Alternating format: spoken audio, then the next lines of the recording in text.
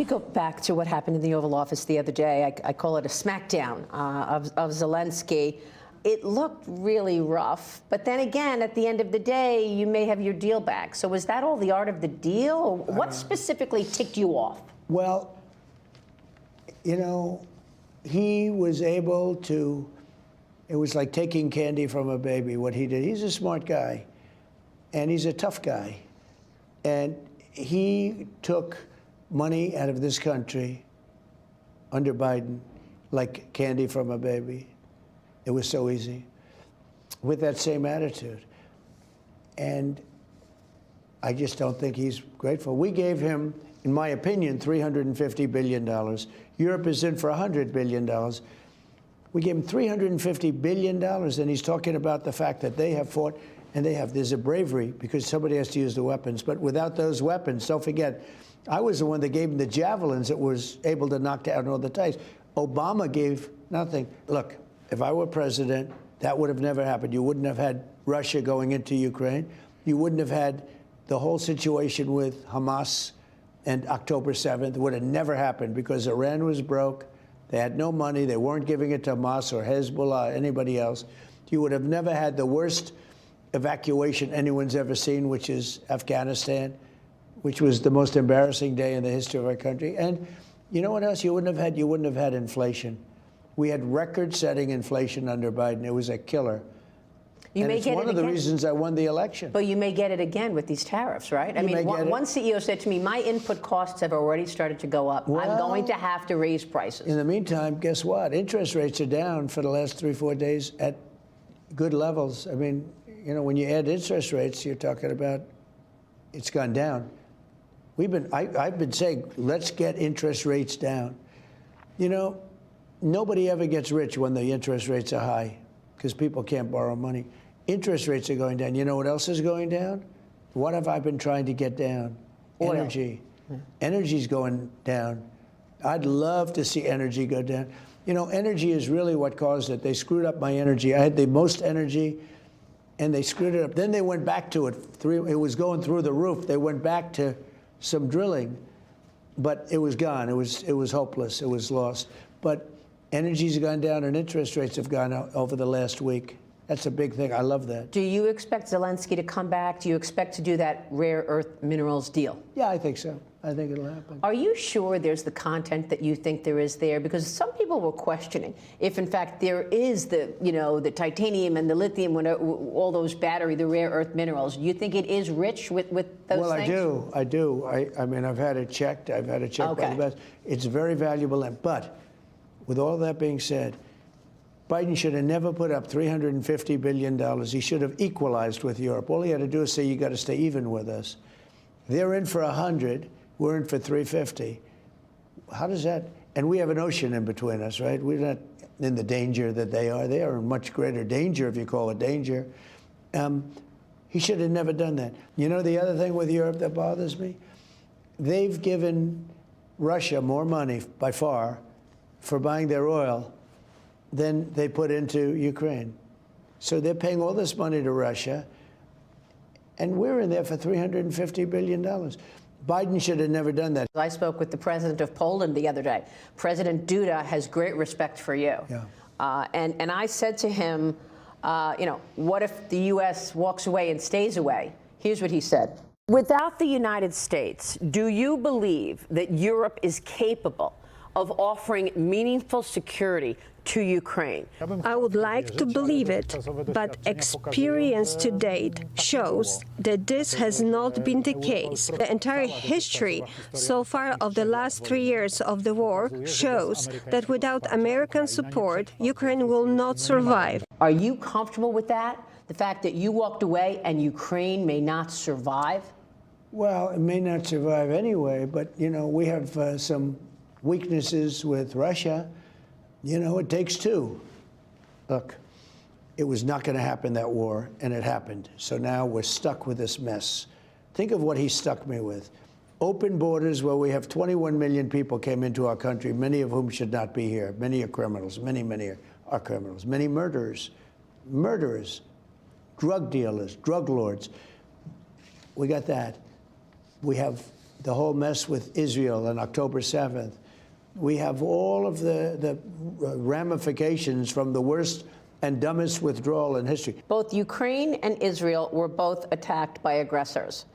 Is America treating both countries similarly? Are they treating the aggressors similarly?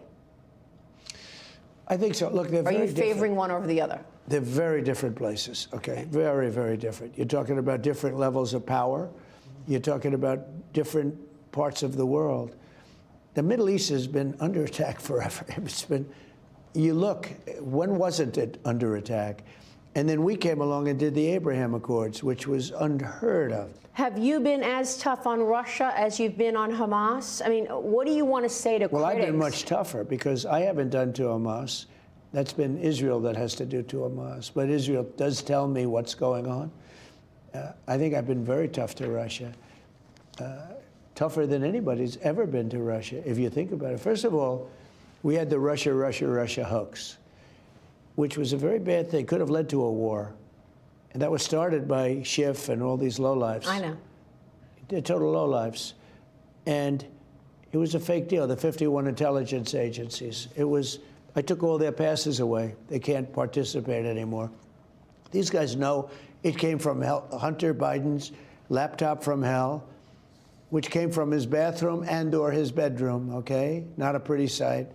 But this was a Hunter Biden thing. They said it was from Russia. No, I've been very tough.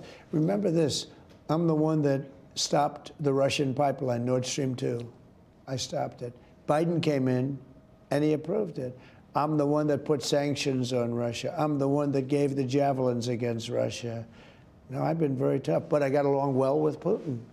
And because I got along well, oh, they say, oh, he's so, nobody's ever been, Putin would be the first to say it. Nobody's been tougher than Trump.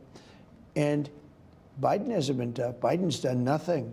He was a weak, pathetic man. So is there anything else you want to say to the critics who say you chose a side in the Ukraine-Russia story, and that's Russia? Because, you know, you called Zelensky a dictator and you had the fight. Nobody has been tougher on Russia than Donald Trump. Nobody. And they know that. They know that. Just look at the things I just told you. The pipeline, I stopped it. The biggest job they've ever done was the pipeline, Nord Stream 2. Nobody ever heard of it until I came along. They were building it happily. They were going to supply Germany and everybody else all over Europe. And what did I do? I stopped it. The biggest economic job they've ever had, I stopped it. Biden got in. On the second day, he approved it. He said, let it go forward. It was totally stopped. Just that one thing alone tells you everything. No, I was tough. At the same time, I got along with Putin. I got along with Kim Jong-un. I got along with President Xi. But nobody was tougher, like on China, than I was. And then there are reports now that Russia says it will help the United States negotiate a nuclear deal with Iran. What kind of a deal with Iran do you want to do? You said they cannot have a nuclear weapon. Yeah. Well, there are two ways Iran can be handled, militarily or you make a deal. I would prefer to make a deal, because I'm not looking to hurt Iran. They're great people. I know so many Iranians from this country. Well, not the leadership. No, not the leadership. The no, people. They're very evil people. No, but the people of Iran are great people. But they had a tough regime, and they'd meet and they'd be shot in the streets. I mean, it was a tough deal. But I would rather negotiate a deal. I'm not sure that everybody agrees with me, but we can make a deal that would be just as good as if you won militarily. But the time is happening now. The time is coming up. Something's going to happen one way or the other. I hope that Iran, and I've written them a letter saying, I hope you're going to negotiate, because if we have to go in militarily, it's going to be a terrible thing for them. You wrote a letter to the Khomeini, Yes. the leader? When did you send the letter? Yesterday. And you said you better negotiate, or we want you to I didn't negotiate? say you better. I said, Okay. I hope you're going to negotiate, because it's going to be a lot better for Iran. And I think they want to get that letter. The other alternative is we have to do something because you can't let them have a nuclear weapon. You said you wanted to do the Golden Dome. You've got a lot of ideas for America. But then earlier you said you wanted to cut $1 trillion in defense spending, right? I didn't say I was. You're not going to. So I was like, which is it? Are you cutting defense spending or are you building us up? I never said defense spending. Okay, because I think you were talking about denuclearization. Correct. And that's where the cutting of the spending came in. I never said cut. No, it's not in these days. I'd love to cut defense spending, but not now. Because you have China, you have Russia, you have a lot of problems out there. No. In fact, no, what I have said is we spend a lot of money on nuclear missiles, nuclear weapons. The level of destruction is beyond anything you can even imagine. It's just bad that everybody has to spend all this money on something that if it's used, it's probably the end of the world. Wow. I don't know what to say to that. You know, when I listen to these climate lunatics and they talk about global warming and they say the ocean's going to rise 1/8 of an inch in the next 300 years and and nobody ever talks about nuclear weapons or some of the other things, but the nuclear weapons in particular right now. And they talk about the climate and they talk about the dangers of the climate, but they don't talk about the dangers of a nuclear weapon, which could happen tomorrow. They say in 300 years, I watched Biden for years say the existential threat. He loved the term existential threat. Our greatest existential threat is from the climate. And I said, no. The greatest is sitting in shelves in various countries called nuclear weapons that are big monsters that can blow your heads off for miles and miles and miles. And they never mention that.